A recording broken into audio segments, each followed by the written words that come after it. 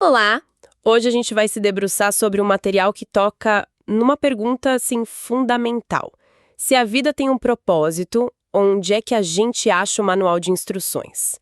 Nossa fonte é um comentário do Instituto Genebra de Estudos Reformados, analisando uma questão bem específica do Breve Catecismo de Westminster. E a nossa missão aqui é mais do que só mostrar a resposta que eles dão. É tipo tentar desmontar o motor por trás dessa resposta. Por que uma fonte específica é considerada a única? E como eles defendem essa ideia contra todas as outras formas de conhecimento? Exatamente. A gente vai olhar para a arquitetura desse argumento. É uma visão de mundo com uma lógica interna assim, muito bem definida. Nosso objetivo é entender como essa estrutura toda se sustenta, sabe? Quais são as vigas mestras e por que cada peça está exatamente ali. Ótimo. Então vamos começar pelo básico. A discussão toda parte de uma pergunta, que é a sequência de outra, que diz que o propósito humano é glorificar a Deus e desfrutar dele. Aí a pergunta seguinte é, a parte prática, tá, mas como a gente faz isso? Que regra foi dada para nos orientar? E a resposta, como o texto coloca, é incrivelmente direta. E eu diria até intransigente. Vou citar. A palavra de Deus, que está contida nas Escrituras do Antigo e do Novo Testamento, é a única regra para nos orientar. Todo o peso da afirmação está concentrado nessa palavrinha, única. Essa palavra única realmente salta aos olhos. Não é a melhor regra, nem a principal. É a única. Isso é uma afirmação que basicamente fecha a porta para qualquer outra coisa no mesmo nível. Como que o texto começa a defender uma posição tão absoluta? Afirmação forte. E, já anteciparam as objeções. Eles não jogam a ideia no ar e pronto. Pelo contrário, eles começam a construir, tijolo por tijolo, um argumento. E o primeiro passo é, desqualificar as outras opções. E é aqui que a argumentação deles me surpreendeu. Para justificar essa exclusividade, eles não se limitam a comparar com outros textos sagrados. A lista de fontes insuficientes que eles montam é gigante. Vai de Confúcio a Freud. Exato. A primeira categoria que eles descartam é a mais esperada. Outros escritos religiosos. O texto menciona os Vedas do hinduísmo, os ensinamentos de Gautama Buda E de Maomé também. e de Maomé. Do ponto de vista teológico deles, isso é o básico, né? Colocar outras religiões numa categoria diferente. Ok, isso faz sentido dentro da lógica interna deles. A rivalidade entre sistemas de fé. Mas, como você disse, eles não param aí. Não, a lista fica bem mais ampla, e é aí que a coisa fica mais interessante. A segunda categoria é a da filosofia humana. Citam Sócrates e Confúcio, que são, assim, pilares do pensamento ocidental e oriental. A mensagem é que a razão humana, mesmo no seu auge, não é suficiente. E a lista avança no tempo e chega a nomes que eu, sinceramente, não esperava ver nessa discussão. Freud e Maslow, figuras centrais da psicologia moderna. O que eles estão fazendo aí? E esse é um ponto-chave. Ao incluir Freud e Maslow, o texto não está só rebatendo outras religiões ou a filosofia clássica. Ele está confrontando diretamente o século XX, a nossa era. Eles estão dizendo que a nossa busca moderna por propósito, por autoconhecimento através da psicologia, também não é o caminho. Entendi. Então é uma rejeição direta da ideia de que a gente pode encontrar o propósito da vida olhando só para dentro de nós. Seja pela psicanálise de Freud ou pela pirâmide de Maslow, é uma afirmação de que a resposta não está no eu. Precisamente. É uma declaração de que a condição humana, por si só, é um mapa inadequado. Mas o movimento mais radical talvez seja o próximo. Depois de olhar para fora outras religiões, filosofia, psicologia, o texto vira o holofote para dentro. Sim, isso me pareceu o passo mais ousado. Eles criticam as tradições da própria igreja. Isso não é quase como serrar o galho em que se está sentada? De certa forma, sim. O comentário afirma que mesmo as tradições da igreja, por mais antigas que sejam, são passíveis de falhas. Para sustentar isso, eles citam uma passagem do Evangelho de Mateus, onde Jesus critica tradições humanas que acabam invalidando os mandamentos de Deus. Portanto, não pode ser a regra final, a regra infalível. Então, o critério que une todos esses exemplos, de Buda a um bispo, de Sócrates a Freud, é a origem humana.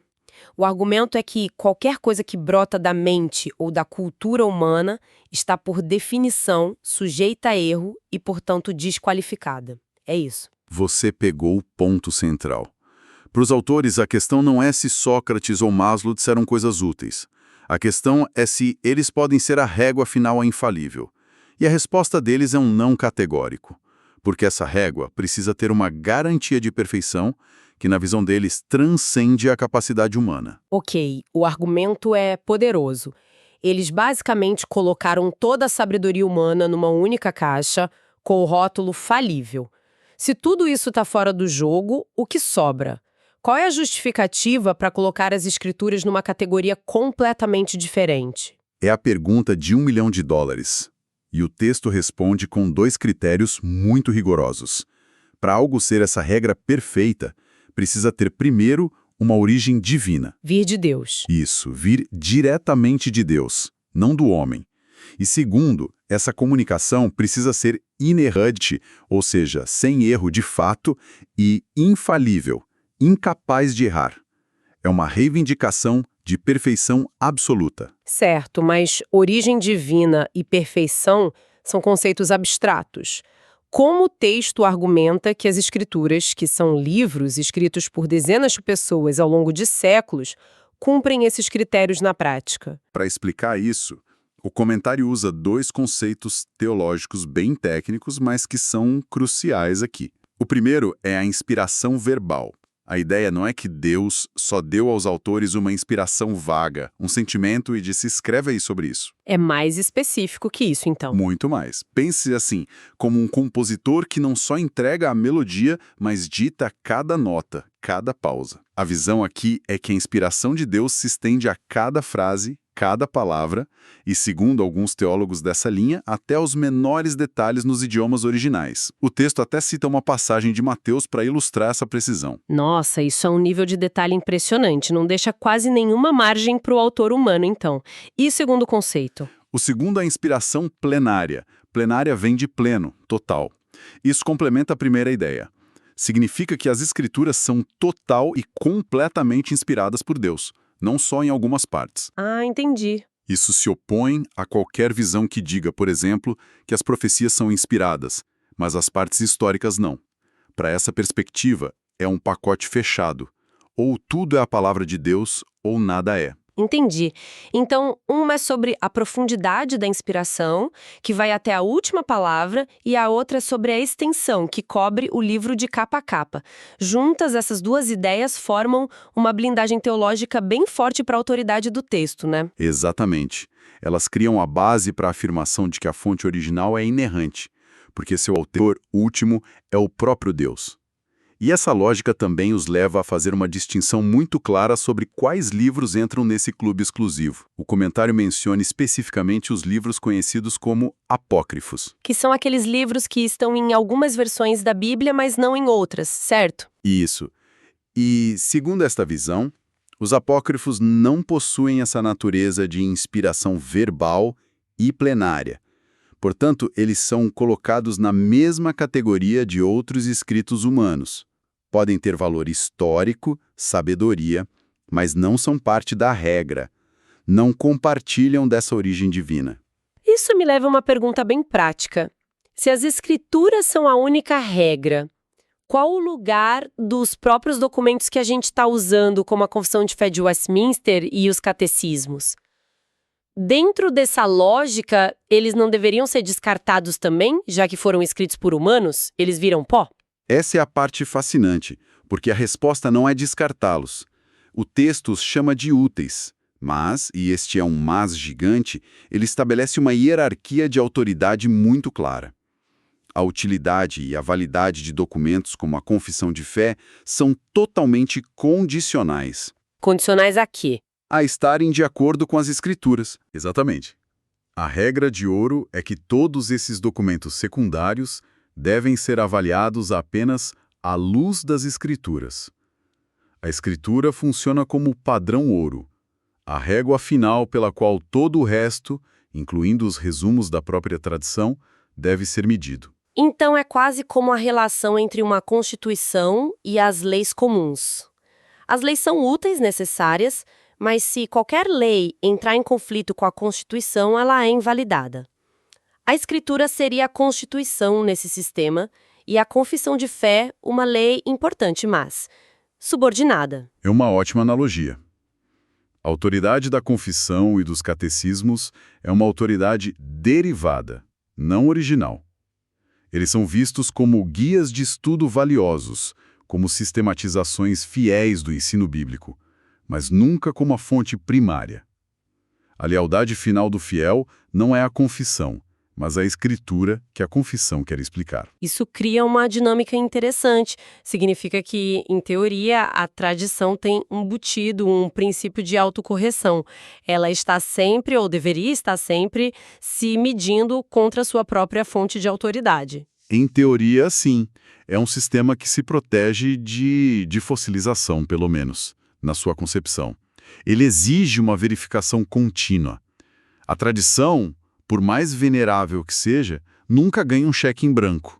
Ela está sempre sob o escrutínio do texto original. Então, recapitulando o nosso mergulho de hoje, a gente partiu de uma pergunta sobre o Manual de Instruções da Vida e, seguindo a lógica do material do Instituto Genebra, chegamos a uma conclusão muito exclusiva.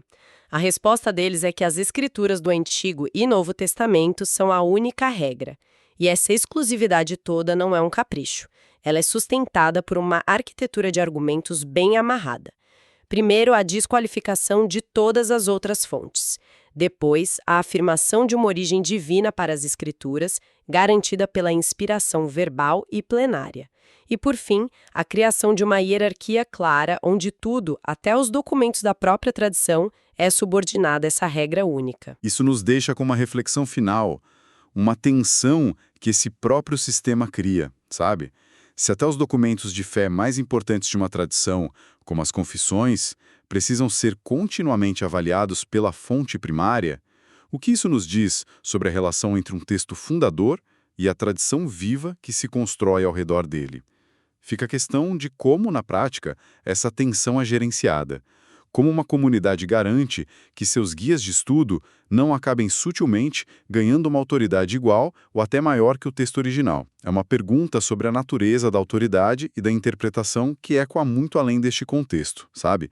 Toca em como qualquer movimento, seja ele religioso, político ou filosófico, se relaciona com seus textos fundadores ao longo do tempo.